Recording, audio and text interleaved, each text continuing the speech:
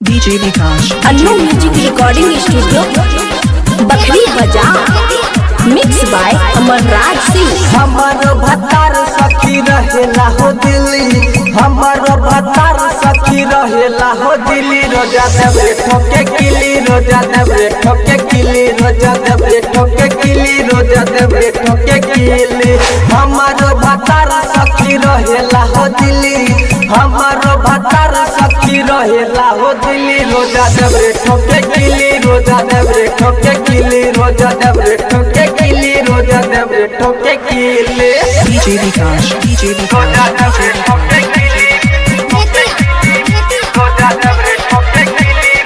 करे परेशान कहेला हमके जान, लाते से बिछौना हो देता रोजे खान, लाते से बिछौना हो देता रोजे खान।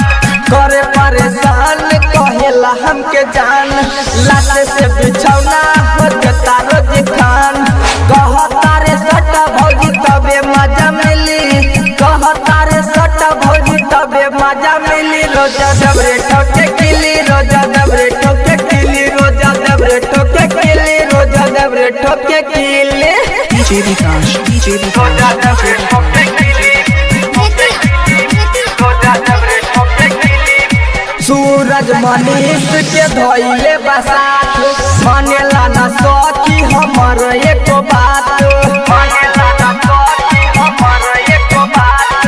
रवि सराज के धोइले बसात, मानेला ना सखी हमर एको बात।